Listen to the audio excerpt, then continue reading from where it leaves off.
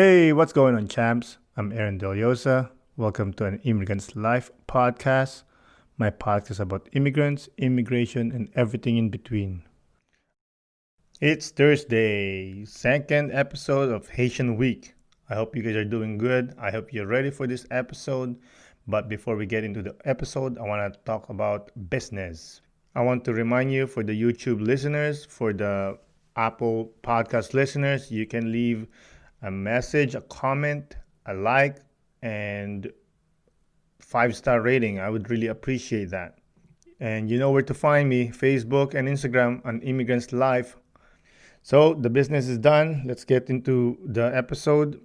Like I said on the top, second episode of Haitian Week. My guest on this episode is a young man that is very, very intelligent. And keep your eye on him because someday he's going to be a successful writer. So without further ado, let's get into the show. Isa, dalawa, tatlo. I'm excited to have today's guest. He's a writer, a social activist, and a rap connoisseur. He's as cool as Jean-Michel Basquiat, and he's the next Edwidge Danticat. Everyone, please welcome Kaël Saint-Pierre. Wow. Those are some great people to live up to, man. How are you doing, my man? You good? I'm well, and yourself? I'm all right. Thank you for doing the podcast. Thanks for having me. It's a great honor. Oh, honor is mine too.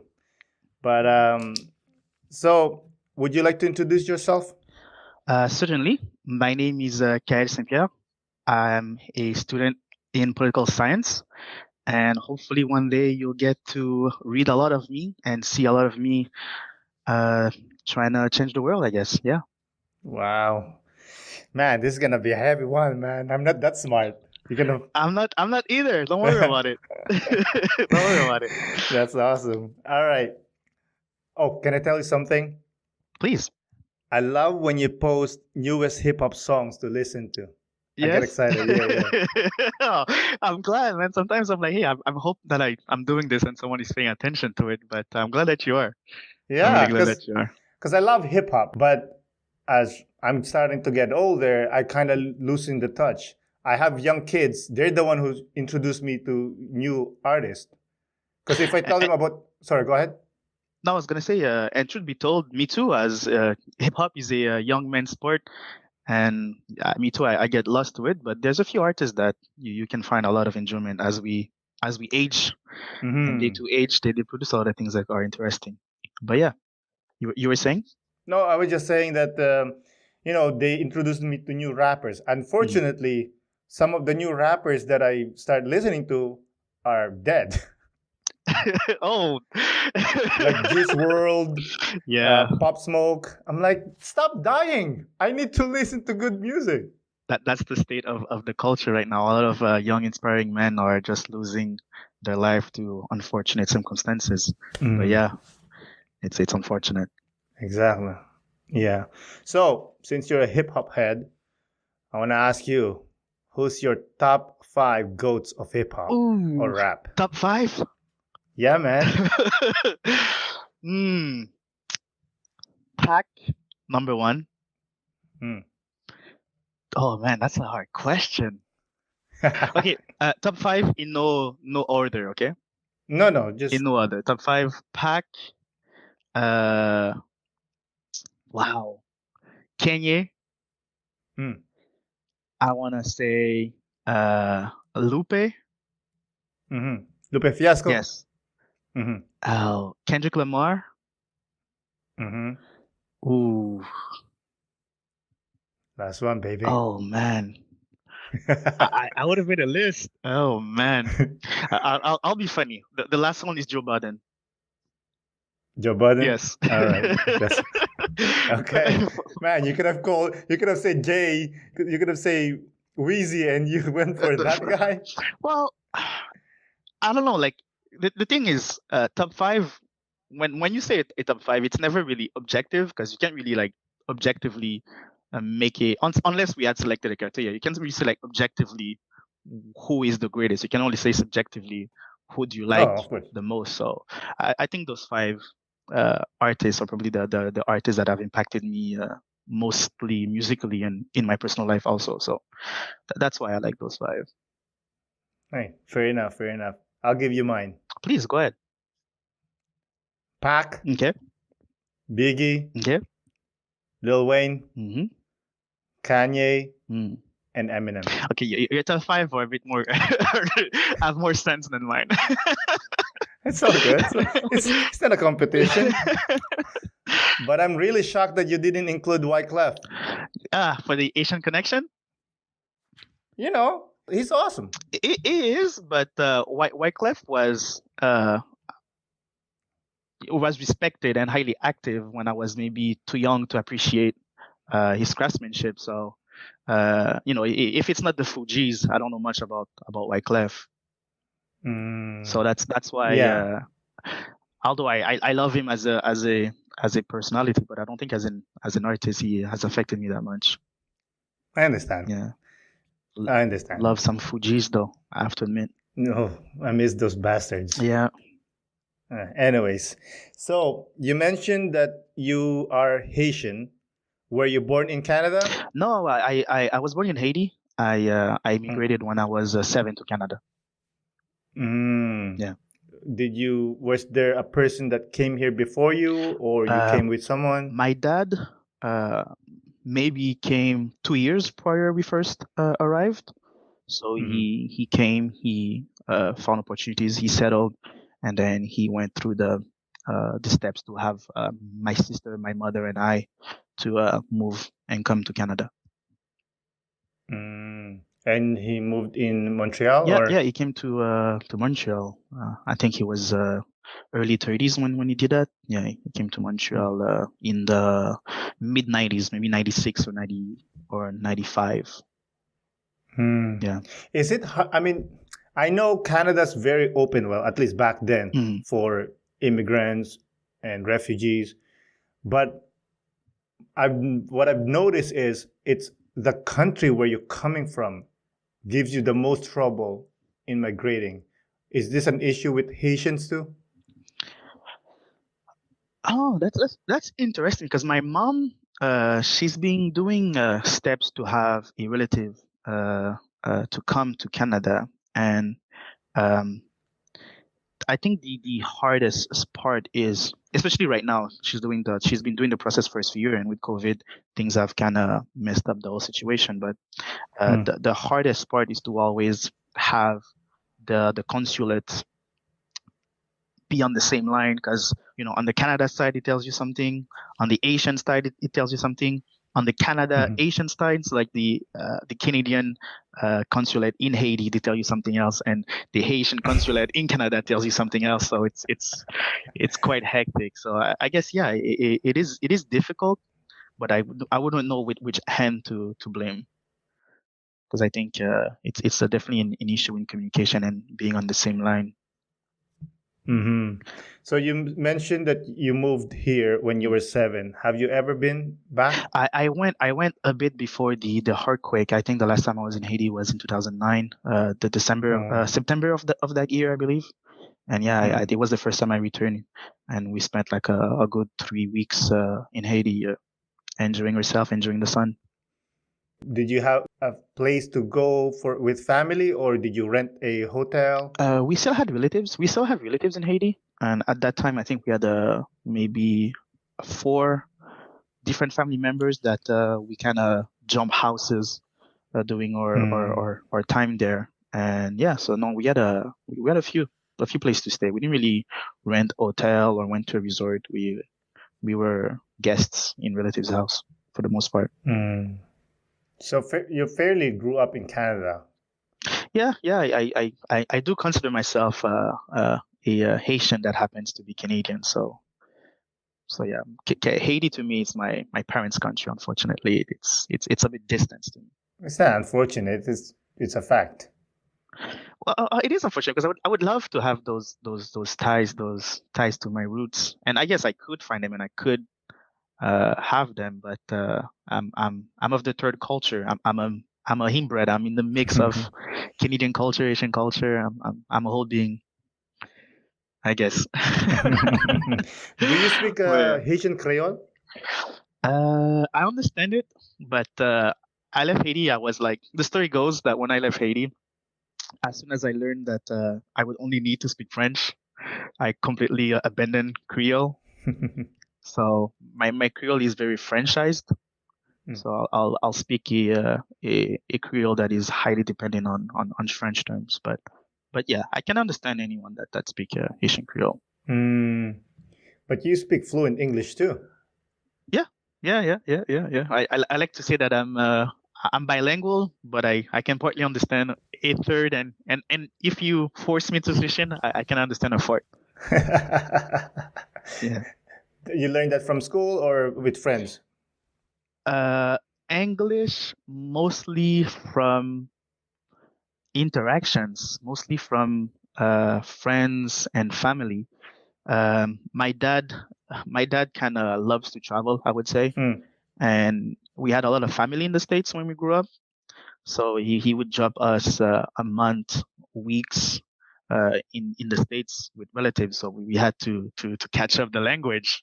So No. yeah, I learned through that. Also television, it helped me a lot. Yeah, televisions help a lot.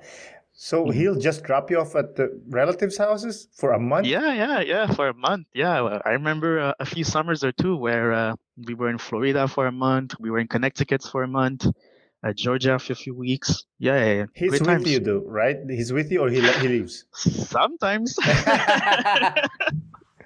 Well, I respect that because I feel like as a parent, I'd probably do the same thing. Because when you have a lot of family members, you can just like, hey, for this month, take care of my kid. I'll send you expenses Hmm. and I'll go do my own thing. So no, I liked it. I really enjoyed that experience because it was fun. Just you get to know your family a bit better too, and you get used to not always having your parents around. So I liked it. Yeah, it teaches you independence. Yeah, exactly. Oh, that's cool. But this only happens when it's, I'll say, when the school is off. Yeah, mostly in the summer, mostly during the summer. Mm, Summer break, winter break, semaine de relâche, spring break. mm. Yeah, mostly around those times. Okay. Do you have one specific place that you stayed at that really impacted you? That summer in Connecticut, my family is really the church-going type, Mm. and for a whole summer, well, yeah, for a good 6 weeks, we were left in Connecticut with my godfather, and we attended a church summer camp, and yeah, that was like my first full immersion into American culture. Mm. So I really enjoyed that time spent there. It was a great time, yeah. Yeah. What made it memorable? Um, Growing up in Quebec, like although well, most especially in Montreal, growing up in Montreal, you get the opportunity to experience multiculturality. Like you get to experience different people, different culture, Mm. and it's enriching. It's a great experience.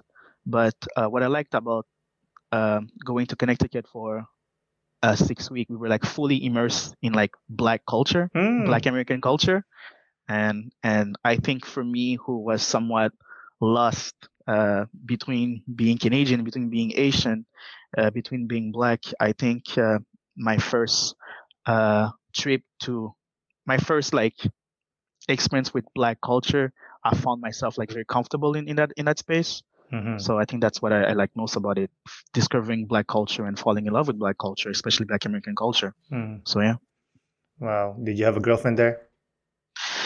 Sadly, I tried, but I didn't really. I tried. I tried my best. Shoot. I tried my best, And but nah, it didn't work out that way. God damn. Hey, shoot or Yeah, shoot, right? yeah. But the thing is, my godfather was the priest that headed the church that we were the camp was in. Hmm. So, I had already like that. Oh my God, we can't really approach him because he's he's related to to the priest in charge. Oh Yeah, man. yeah. So it went against you. Well, not really. I guess it's that balance. Nobody really wanted to approach you, but Hmm. you didn't really force to socialize with people that you didn't have to. But but no, I really liked it. It was formative. It was a good time. What kind of church was it? Oh, I don't think well, my family, we're mostly Anglicans, Mm. especially on my dad's side. So I would guess that my godfather, because uh, my dad is a priest. Mm. I guess that's information that I should to make more sense. My dad is a priest, and my godfather, when my dad was in the monastery, my godfather was one of the priests that assisted him, that taught him. Mm. So, uh, so yeah, I guess he was Anglican too. Mm. Oh, so your Hmm. godfather was his mentor. Yeah, exactly. Okay, that makes sense. So, how hard was it to grow up with immigrant parents? That's the $1,000 question, huh? Personally, well, to me, it was normal. So I guess I'm not gonna say hard because like I never felt that it was hard, but I do feel that it was limiting Mm. in the sense that there was a lot of boundaries that I felt that I couldn't cross. There was a lot of things that I felt that like I couldn't do that others could. Like what? Uh, well, just discipline. One of the one of the things that I think that I really like that you discussed on past episode was sleepovers. That's one of the things I couldn't do. I couldn't do sleepovers. You know, I couldn't do Halloween, for instance, but I was more religion than immigrants. Oh, it's you're Uh, not in your religion. You're not allowed to do Halloween. it's not that we're not allowed, but in Asian culture, Mm. everything that is attached to the occult as a power, it does certain things. So if you flirt with the occult, you invite those kind of things in your life. So Oh. when you tell your mom, "Hey mom, can I go got some candies with my with my friends?" and she tells you, "Oh yeah, you want to dress like demons and go and go dance with the devil and stuff like that." Oh So my god. let's have a discussion that you don't want to have. So you stay home and you ask your friend, "Yo man, please get some candies for me," and then you get some. And when you become more rebellious, you set out, you go outside, and then you take the beating that comes with it the following day.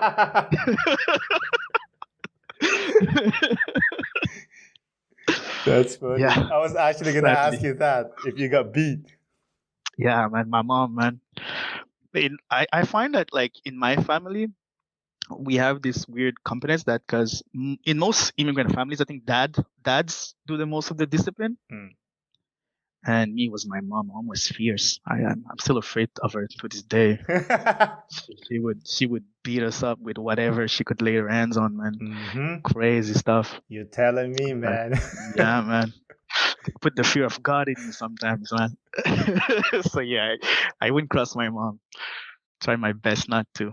But yeah, so it wasn't really necessarily difficult. It's just you had a clear idea of what boundaries that you couldn't cross and the paths that you had to follow if you didn't want to put yourself in a situation that you didn't want to put yourself in.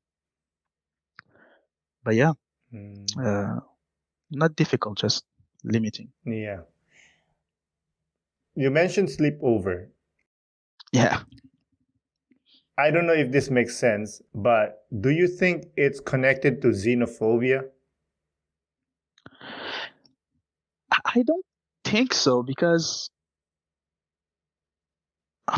hmm, the fear of I don't think so because like a lot of my parents' stance on dealing with others, especially with Quebecers or other people, um, stem from stem from a fear, Mm. but it's not a fear of necessarily of the strangers of what you don't know. It was mostly of a fear of what they've experienced and what they wanna warn you about. So when my dad first came here, uh, I don't know if you remember the 90s in Quebec, but uh, anti-black racism was quite powerful in the 90s in Quebec. So, well, all the way till until 9/11, anti-black racism was super high in Quebec. And, my dad, he had limited experiences. Uh, opportunities were quite scarce, and you felt that animosity toward black people in Quebec around that time. So my parents didn't want to put me in a situation where even if I thought people had good intentions. They could have just pretend that they had good intentions, and on the basis of my ethnicity, of my race, they could set me up and put me in unfortunate situations. So I think that's what my parents wanted to guide me against. They didn't want me to blindly trust someone, and because of that blind trust, I get myself in a situation where I would get injured or hurt or worse. Mm. So it was mostly that. It was mostly for means to make sure that me and my sister, we were fine and not put yourself in a situation where we could have gotten hurt. So yeah, I think it was more security than xenophobia. Mm. Can you educate us with that Quebec against black people? Well, maybe it's my own fear, but I feel like if you look at Quebec society and you use 9/11 as like a middle point, Mm. Before 9/11, from the 60s to like 9/11, which was the biggest period where black people came into the province, a lot of like the anti-immigrant, hey, stay home, don't come to us, were aimed towards black people, and especially people that was Haitian that came to the mostly Asians, because in Quebec a lot of the Asian community is probably the largest black community in Quebec. And after 9/11, that's when you start to see Islamophobia as has like the trend in who we're hating today. So yeah. So when you came in the 60s, in the 80s, and the 90s, and you were black, a lot of the hate, the shade, as the kids say, came to you. Yeah, because you guys are the new batch to Yeah, hate. exactly. Oh, these people are coming in. They're gonna take our money. They're gonna take our women. Our jobs, exactly. Yeah. All of that, all of those fears, and yeah, and after 9/11, I was happy, but I was sad at the same time that that our Muslim brothers and sisters were the one suffocating onto all that pressure and hate. Yeah, it's their time, unfortunately, kind Yeah, of deal. unfortunately, yeah. Yeah. So you mentioned that growing up as a black man in Quebec, Mm. I don't think racism is as heavy here compared to America, but That is a misconception. oh, okay. I do agree. I do agree that it's not as up into your face as it might be in the States. Mm. And unfortunately, everything that happens in the state resonate super hard outside of the States. Mm-hmm. So we get bombarded by stories of those kind of situation that comes from the United States. But here too in Canada, we have that culture of racism. But I think what's done better here, it's the silence that comes from that. In the state it happens, and a few people manage to be outspoken about it. Here, if it happens, that story is often shut down. It's often died down. It's often muted quickly and fastly. It's crazy. Last few weeks ago, in Quebec, fun fact, if you look at the far right movement in the States right now, or that's happening somewhat around the world, in Quebec, we have one of the most prominent figures behind that movement. He comes from Quebec. He writes a publication of the new far right movement and stuff like that. He was at the Charlottesville march for the right that happened a few years ago. Mm-hmm.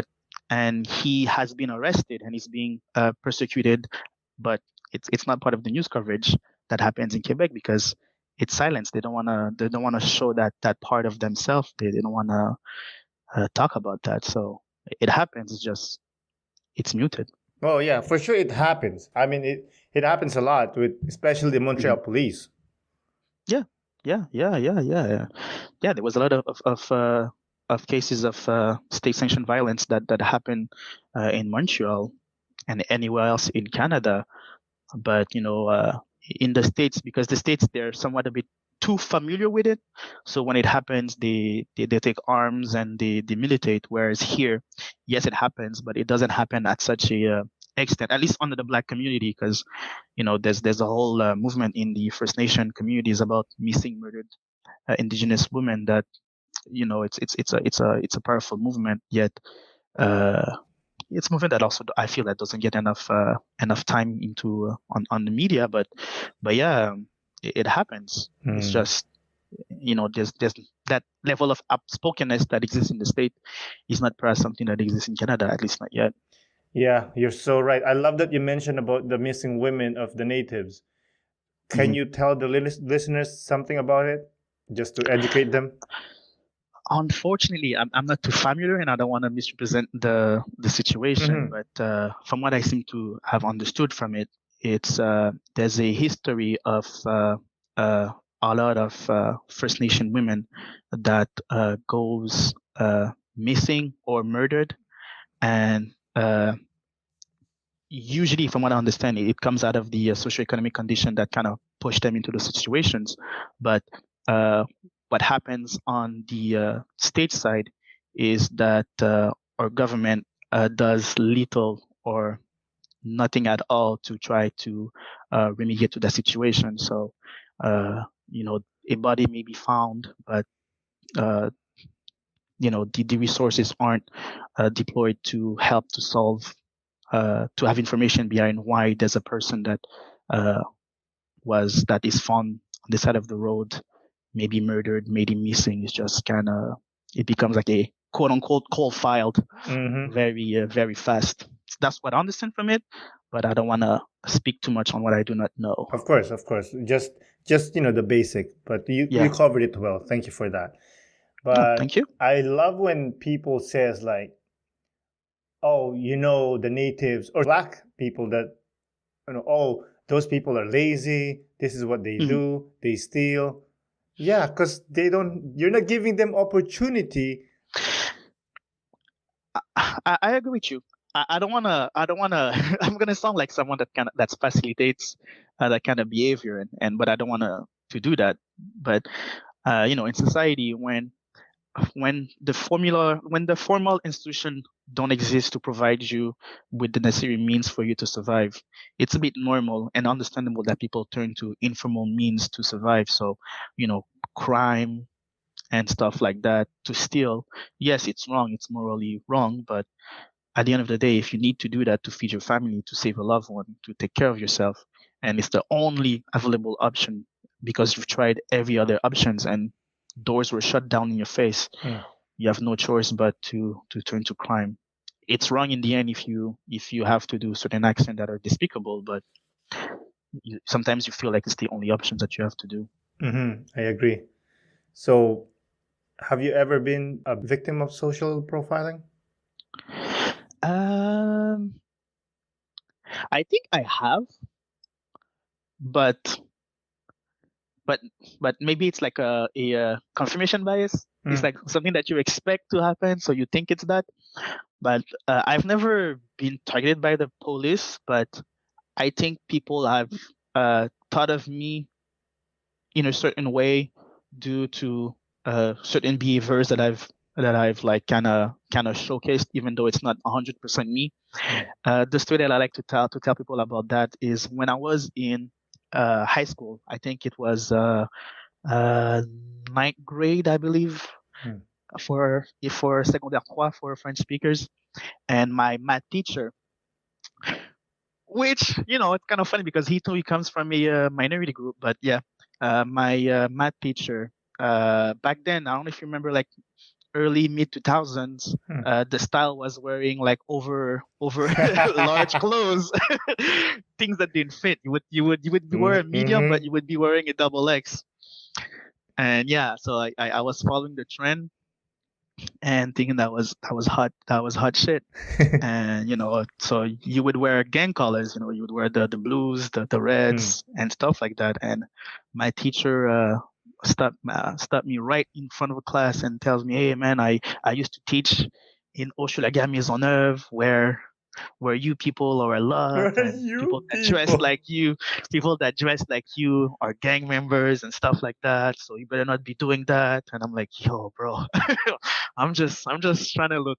I'm just like, as the cool kids say nowadays, I'm just looking out for my drip, guy. I'm just out here swagging, man. Chill. Wow. I'm a nerd. Like, I watch anime. Chill. Yeah. Did you think of approaching like an adult, like a teacher or advisor to like, hey, dude, this guy is like picking on me? Well, I have a kind of a weird upbringing. So when we first moved here, we moved into Montreal Nord, and Montreal Nord was a place that was booming with multicultural. We had Arabs, Asians, blacks, whites, everyone, Latinos, everyone. It was great.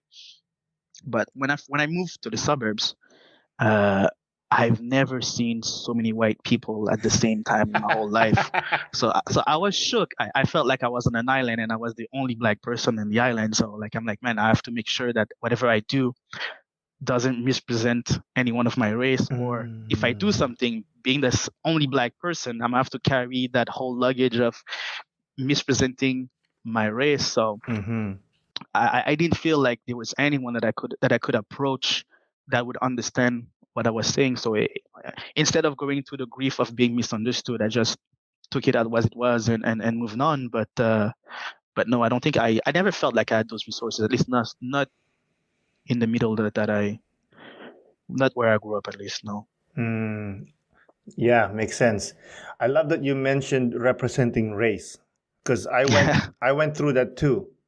That some people they just do whatever they want to do without Yeah, without respect, without you it's know. white privilege for you, man.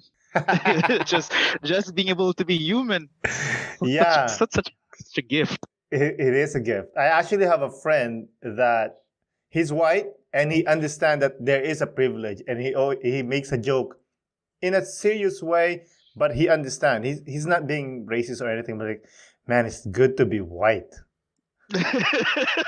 It is. I'm not even mad. Me too. I'm like, hey, if you ask me, I'm like, yeah, okay, bro. I want that too. I want to stay Filipino, but I want that privilege. Yeah, no, I get that. Trust, But I get that. yeah, I remember myself putting this. I like you said, you put a pressure on yourself Mhm. not to act indecently or quote unquote gangster, because Yeah, people will see you and say, oh yeah, that's what they do. yeah, exactly,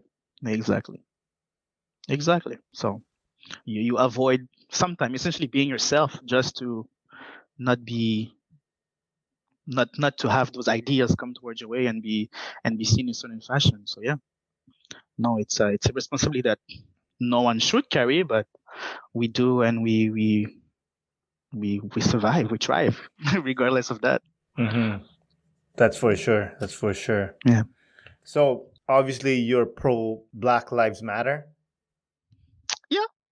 I had to think about it for a second. I know. Yeah. So for the ones that supports Black Lives Matter, what do you think should we do to make sure that the change continues? Mm, that's a great question.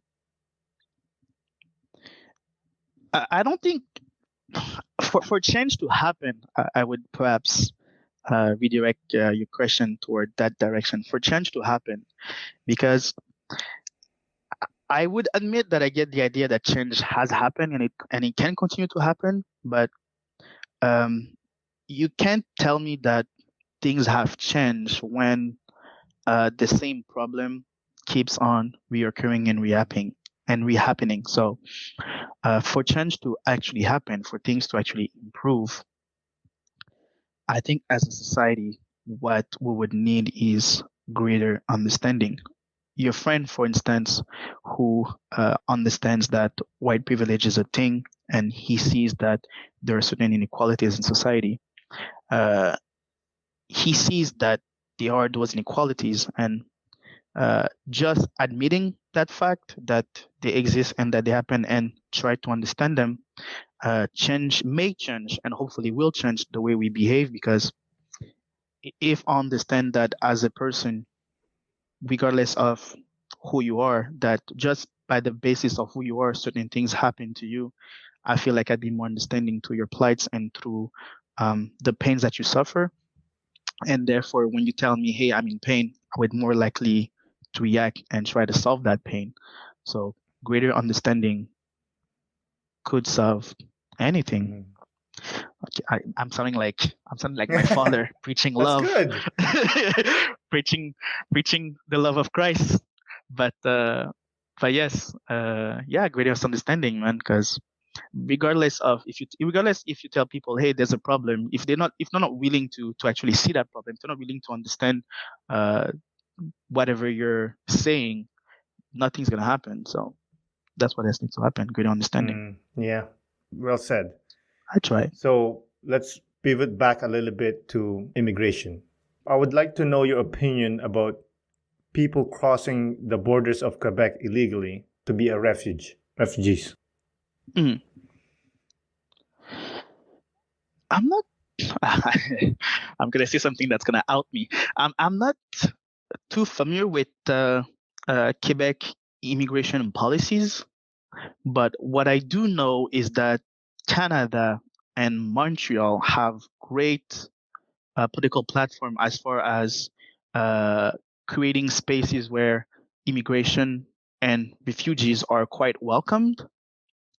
So, you know, in that situation, I think I'm fine with the fact that people come and seek refuge in Canada and in Montreal, because if Canada and Montreal are setting themselves as beacon where it is fine, where people can find refuge, then if you tell people, hey, come, we like you and we want to help you guys, you can't really be mad at them when people come and, hey, I thought you guys liked me and wanted me to feel secure here, so that's where I am, love me. So yeah, I'm for it. I'm for it because that's if that's the only way you can get refuge is by crossing the border illegally and ask for then ask for refuge afterwards, and I think it's fine. But yeah, I understand what I'm saying, and it doesn't really sound good. But yeah, I'm fine No, with no, with it people makes sense. coming illegally into the country, especially when the country tells you, hey, it's fine to come to the country and seek refuge. But if it wasn't, if Canada, Quebec, and Montreal were against it, and people go around and try to seek refuge, then I would understand that when those people are caught and then return to their country of origin, I'm fine with that too. Yeah, that's fair. How about let me play devil's advocate? Okay. Please. So, me as an immigrant, we spent thousands of dollars to come here legally. And some people says that, which actually I did some reading, it's actually false, but you never know, right? Yeah. They're saying that those people are jumping in line. So instead of the government's taking care of the papers that people are doing legally, those people that are crossing the border are jumping the line and making this traffic jam of paperwork. Yeah. Well, I think that depends on that would be true if, because now that the biggest issue is not really it's not really the people that jumped the line or the people that were patiently waiting in line. The issue becomes with the way the queuing is made. If you are in a line and everybody respect that everyone lights up, first come first serve, then that's perfectly fine. But if a line system allows for people to randomly jump in and out of a line, then the issue is within the framework of that line, not the fact that people jump in and out of the line. I don't know if you understand what I'm saying, essentially. So, because when the Kenyan government allows for people to be refugees, they have created a structure where people, however they come into the country and they ask for the refugee status, they get that refugee status and paperwork is done and things and resources are done toward solving that refugee situation. But on one hand, also you would need a structure that solely focused on immigration that is done legally for the sake of obtaining the Canadian Mm-hmm. residency. So I feel like that's like two distinct kind of problems. And if the Canadian government works where the whole immigration office have to solve both issues of legal immigration and illegal immigration, then that's on them. That's on them. That's on the Canadian government, because they should have split the resources for, on one side, immigration resources are allocated to solve immigration Mm. issues that is done illegally, and on the other, immigration issues that is done illegally is also solved by another department or another set of resources. But I can understand people feeling that, hey, they're cheating, but it's not the same thing. They're seeking refuge, now it's seeking permanent residency. And having refugee status is quite different than having a residency. Mm. Yeah, you're right. Again, like I said, I have did some reading about this, that actually the Canadian government have created two bodies of government that deals with them individually. So there's no traffic jam. There's no really traffic jam, and no one's jumping the line. There are two lines, like you said, legally and illegally. So there's the whatever. Actually, this came from the conservative prime minister. He was trying to run for the prime minister's office a few years ago. Yeah. And that's what he said. So, anyways, just to clarify, it's not true. There are two lines. It has been fixed. Okay, good. So, Great. let's go back a little bit with your family. Please. Are you close with them? Do you see them often? Or? My dad, like I said, my dad likes to travel, and in an attempt at to give us greater partials, because my dad came before us, so a lot of the what I was talking to, a lot of the 90s anti-black racism that he lived kind of soured him at living in Quebec, at the Quebec experience as far as a black person, and he decided to move out from Canada, from Montreal, from Quebec. He moved to the state, and he had the intention of us to all move with him. Unfortunately, with me attending a higher education, it was more smart for me to stay in Canada because it's more affordable. So that kind of put a lot of pressure on the family at that point, to the extent where my dad went alone to the States. My sister followed him for a moment, but came back because she wanted to attend higher education. My mom stayed. So for a good year or so, my family was a bit divided, to say the least. And since we've recuperated and we got a lot closer, but I wouldn't necessarily that we're close. I wouldn't necessarily that we talk every day, and we're one of those families that would have a line of communication with each other like every moment throughout the day. But I think we're close enough. I think we were close enough where, at least to me, where we talk enough and we checking every so moment. But yeah, I would say that we're close enough. That's good. Yeah. that's such an unconvinced.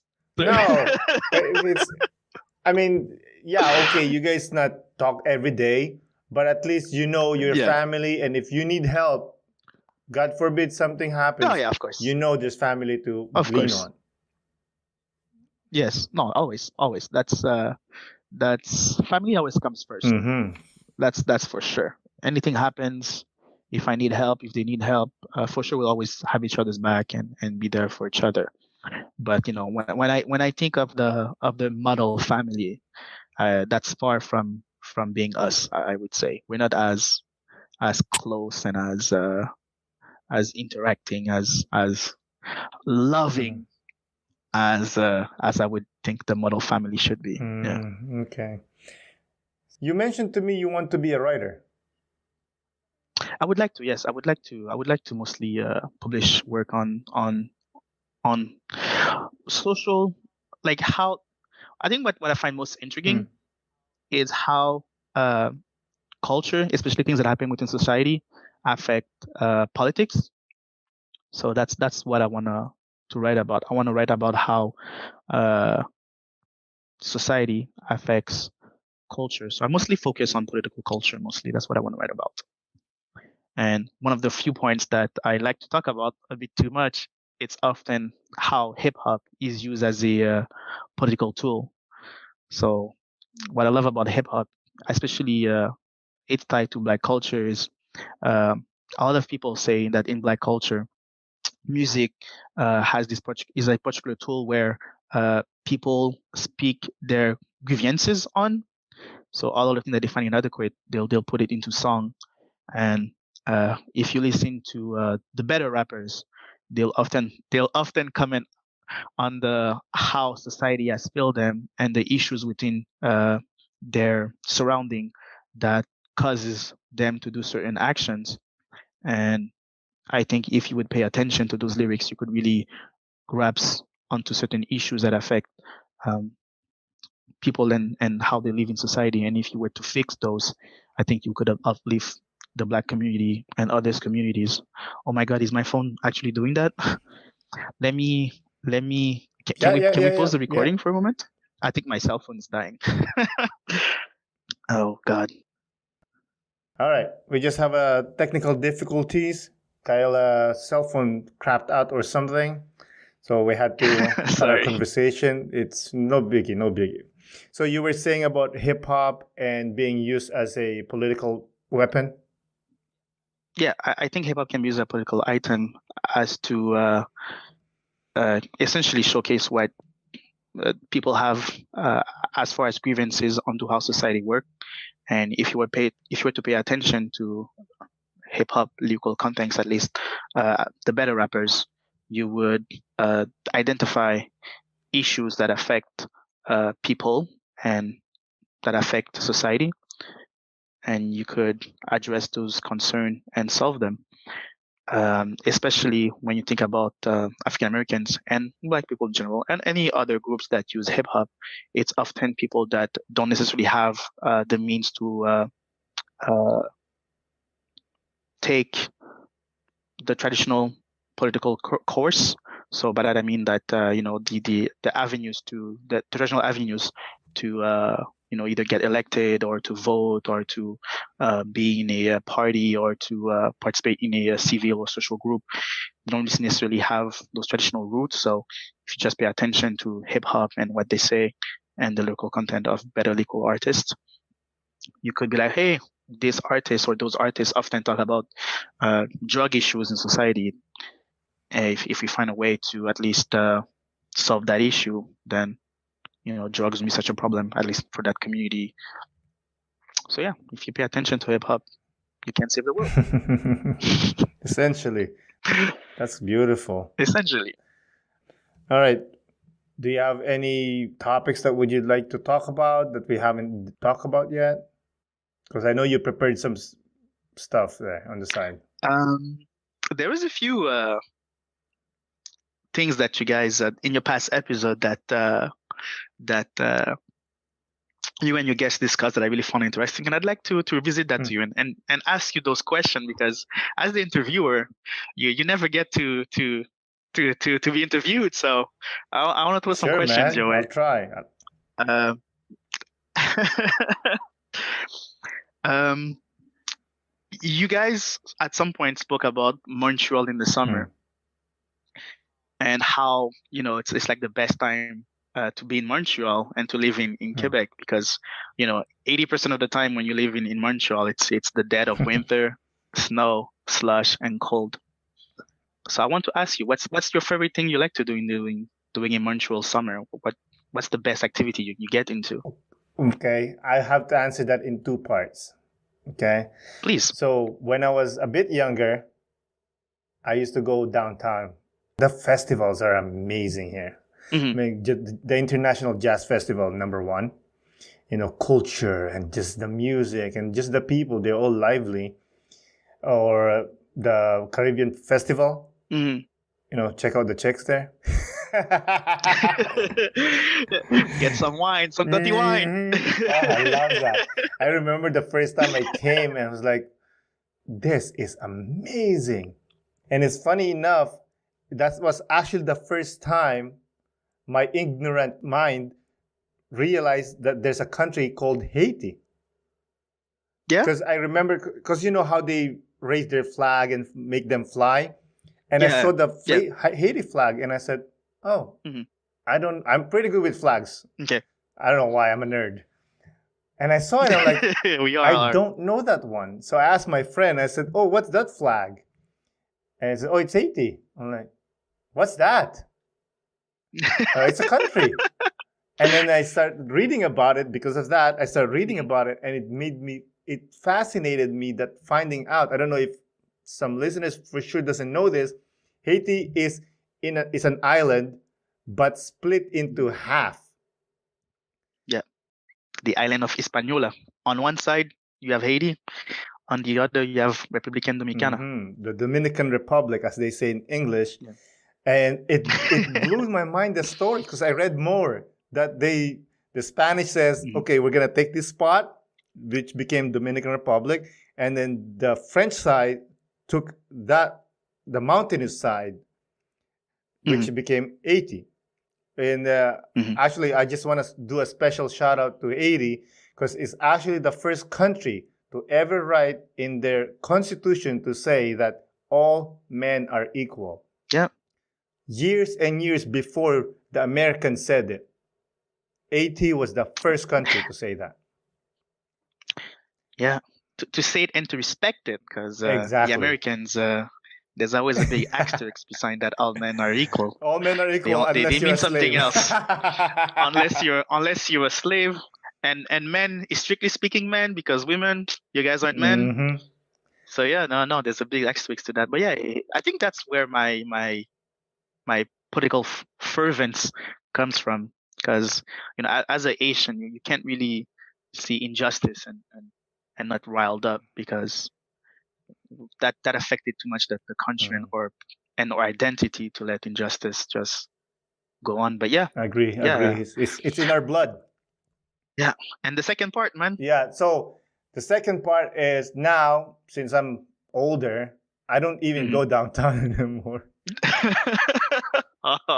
So I don't enjoy Montreal, the city, as much anymore. However, I still enjoy the island of Montreal, or even the off-island Montreal. So I'll just go hiking, the beautiful sceneries, the beautiful nature of the Quebec area where we live is just, I'm so grateful that I live in this area. Don't you think it's kind of crazy how vibrant Montreal is, and how varied, like just that greater Montreal region? Like there's a I'm gonna use diversity, but that's not the word I want to use. But there's a diversity, but I mean, like, in people, in region, in activities, in landscape.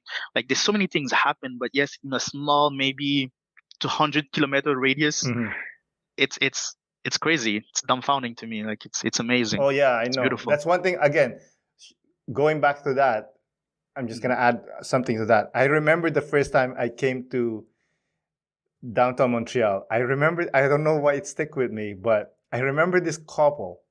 The guy is a white dude.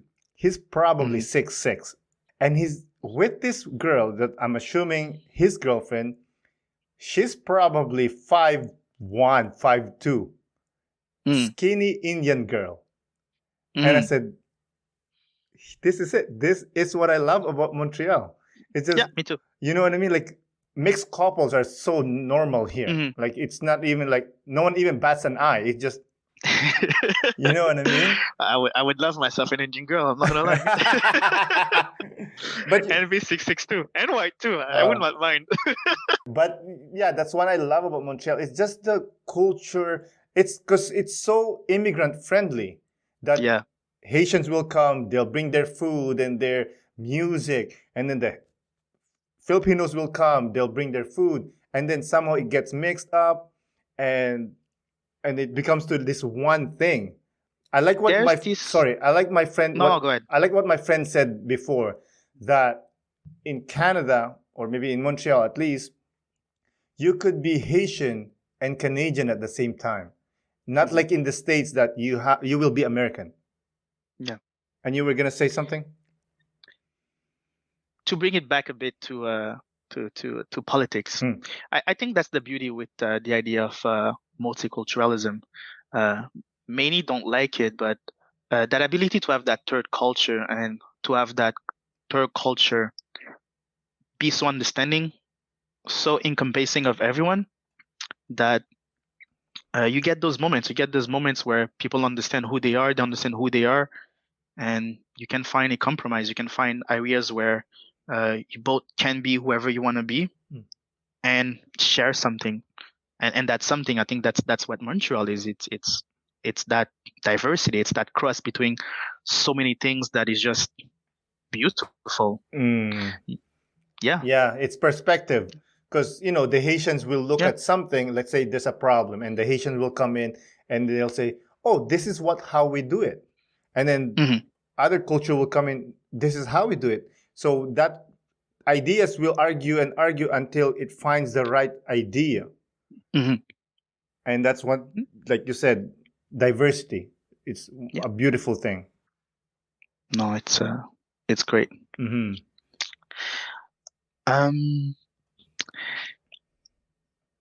If I was a better writer, I would have kind of tied in the moment I came into so many white people as somewhat of a culture shock or reverse culture shock. But that's an idea that I really like that you visited on the past episode. I was curious to know, were you ever in a situation where you felt that, where you felt like you were shocked at like the way certain culture do certain things, or the way that you were so different, or vice versa, or that something was so different? Oh, so you mean me coming here, meeting, let's say, a Haitian person, and then I get shocked how they do things? Certainly, or you went to somewhere else and you were so shocked that, oh wow, they, compared to Filipinos or compared to Canadians, they do that like that, and you find that kind of out of differences. Like, it's different, yeah. Yeah, I can't think of a specific one, but for me, it's mostly food. Most of the time, like, oh, they cook their food that way instead of frying, they'll stew it, kind of deal. You know. So, but little things like that. Let me think of like a moment that I can't think. Nothing really that shocked me. I've met so many people here in Montreal, as you say, we're very so diverse. I met Caribbean, I meet Haitians, I meet, Russians, and nothing really. Oh, wow. I feel like I'm more connected because they're immigrants too, and I'm an immigrant, so I'm connected to that too. It's more of the people that live here, for the lack of a better word, the whites. That shocked me more than anything. I would guess, especially like regional whites, like people that live like outside of the Greater Montreal area, that are like different, I would say. At least to me, because I remember like the first time I went to Saint Jerome, I was a bit shocked. I'm not gonna lie. First time I went to Valleyfield, I was like, oh my god, you guys are really like something else. Oh yes, yes, they are something else. But you have to understand, these people lives in a bubble. Exactly. They live in a bubble. They live in a small island, and they barely see people of color. And then people of color will show up, and they'll be shook. And unfortunately, we stick out easily. But unfortunately, sometimes the person that they interact with is not the best representation of that race or ethnicity. So people that lives in that bubble will think, oh, Haitians, that's what they do. And so the next time they see another black person, it doesn't matter, Haitian, Caribbean, it doesn't matter. All blacks are they will bad. Expect,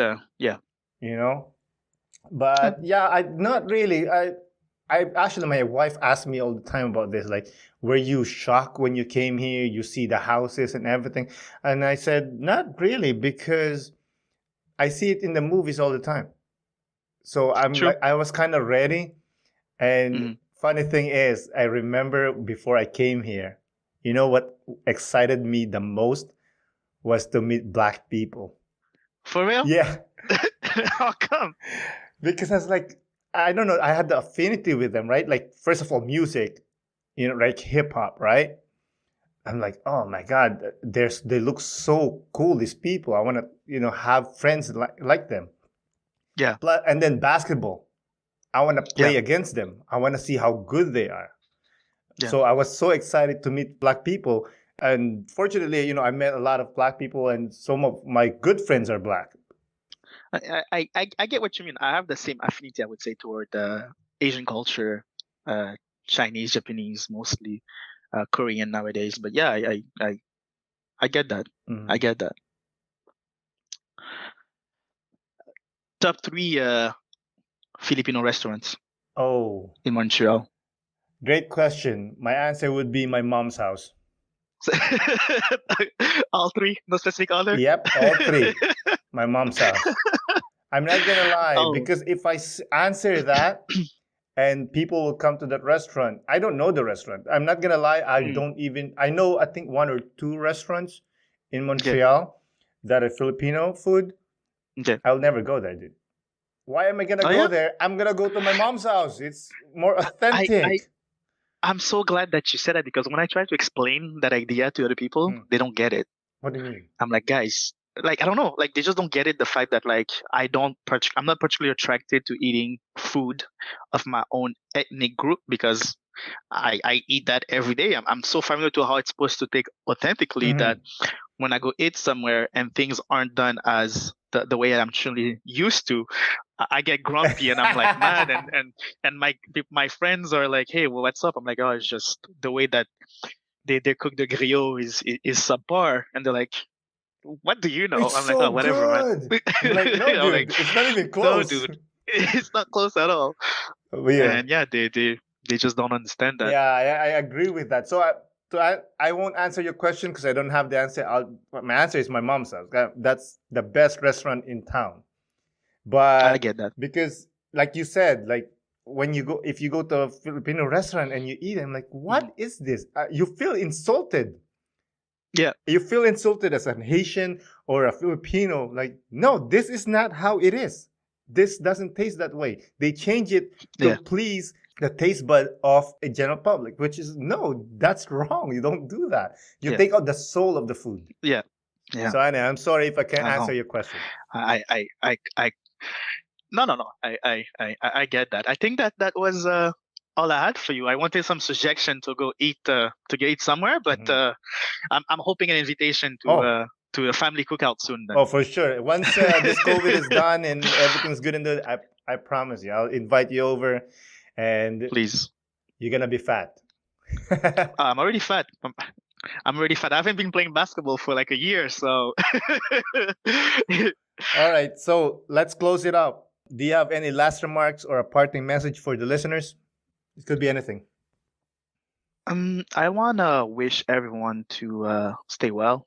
Trying to find solace in the fact that you know that you are in great health, that your family is in great health, and that in a few months, in a few years, you'll be able to get together and enjoy and continue to enjoy life as we were enjoying life beforehand.